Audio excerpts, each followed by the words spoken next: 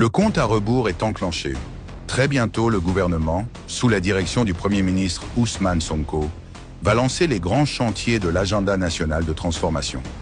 Il s'agit de projets structurants, considérés comme les plus emblématiques du mandat présidentiel. Hier, en Conseil des ministres, le chef du gouvernement a donné le ton. Ces réformes et infrastructures prioritaires ne sont plus des annonces. Elles entrent désormais dans leur phase de réalisation. Ce ne sont pas de simples projets, mais des initiatives structurantes, phares, qui incarnent la vision et les priorités du gouvernement. L'heure est venue d'entrer dans le concret, de passer des promesses aux réalisations et de donner au Sénégal les infrastructures et les outils capables de transformer durablement son économie et la vie de ses citoyens. Lancement imminent des grands chantiers de l'agenda national de transformation. Il s'agit de certains projets structurants, phares du mandat de son Excellence Monsieur le Président de la République, tels que le projet du grand transfert d'eau, l'électrification et l'hydraulique rurale, l'identité numérique, la ligne ferroviaire Dakar-Tambacounda, composante standard, le renouvellement du parc automobile de transport de marchandises, le programme de coopérative agricole. Leur mise en œuvre diligente sera la priorité absolue de l'action gouvernementale. Voilà les annonces faites en Conseil des ministres. Il s'agit au total du lancement de 6 projets phares. Mais concrètement, que signifient ces chantiers pour le Sénégal et pour chacun d'entre nous?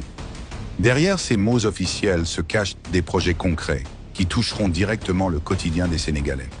De l'eau à l'électricité, du rail à l'agriculture, en passant par le numérique et les transports. Chacun de ces chantiers vise à transformer le pays en profondeur. Regardons-les ensemble, un par un, pour comprendre leur importance et l'impact qu'ils auront dans les années à venir. 1. La ligne ferroviaire Dakar-Tambacounda. La relance du chemin de fer au Sénégal prend enfin forme. Le projet phare, c'est la ligne Dakar-Tambacounda, un chantier d'envergure visant à moderniser le réseau ferroviaire du Sénégal, en transformant la ligne historique en un nouvel écartement standard à double voie.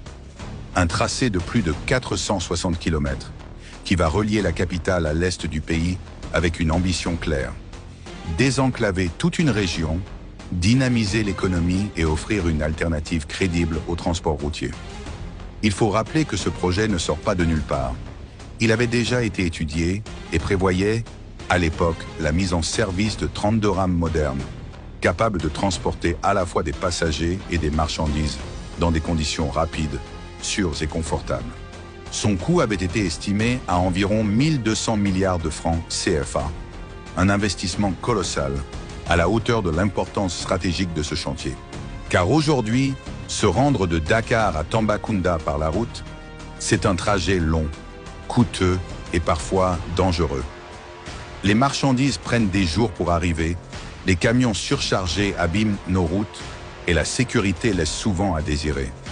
Avec le train, tout change.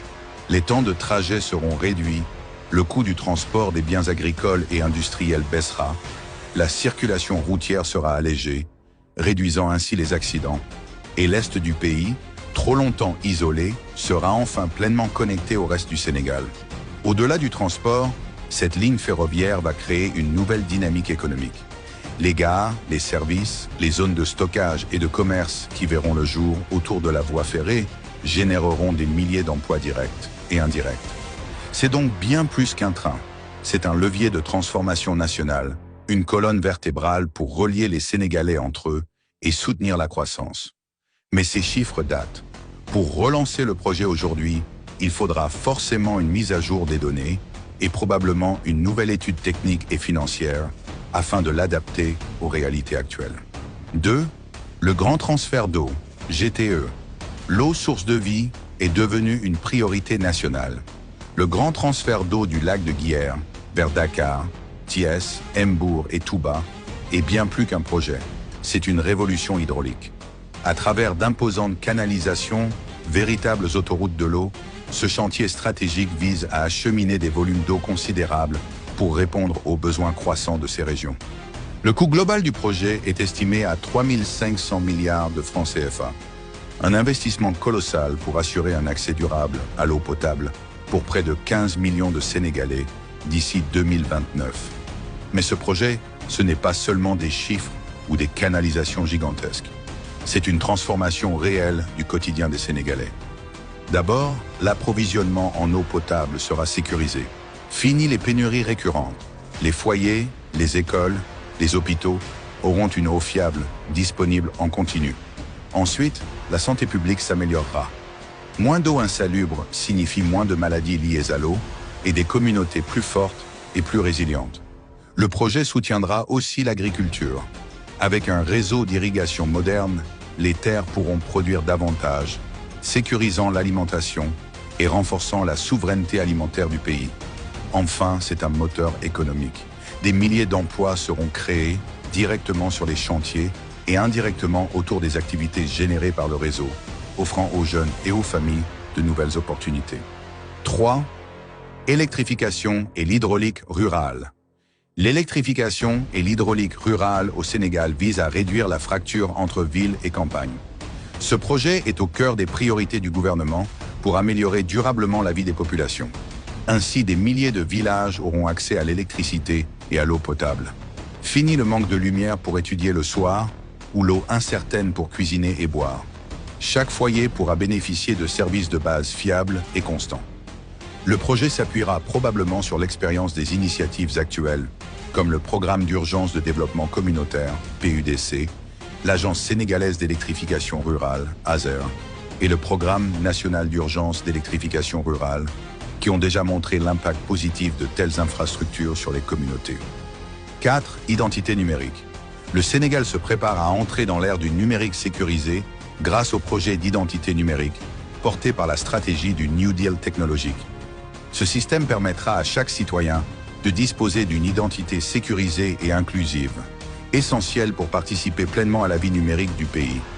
Concrètement, il s'appuie sur des données numériques fiables et une carte d'identité biométrique garantissant une authentification sûre pour tous les services en ligne. Fini les longues démarches administratives. L'accès aux services publics, à la santé, à l'éducation et aux aides sociales sera plus simple, plus rapide et plus sécurisé. Mais l'identité numérique va au-delà de la praticité. Elle est un levier de modernisation de l'administration, un outil pour accélérer la transformation digitale du Sénégal et renforcer la confiance dans les systèmes publics. 5. Le renouvellement du parc automobile de transport de marchandises. Le transport de marchandises au Sénégal est au cœur de l'économie, mais une grande partie du parc automobile est vieillissante, peu fiable et coûteuse à entretenir. Le projet de renouvellement du parc automobile de transport de marchandises vise à moderniser ce secteur stratégique. L'objectif est clair, remplacer progressivement les véhicules anciens par des camions neufs, plus performants et plus respectueux de l'environnement.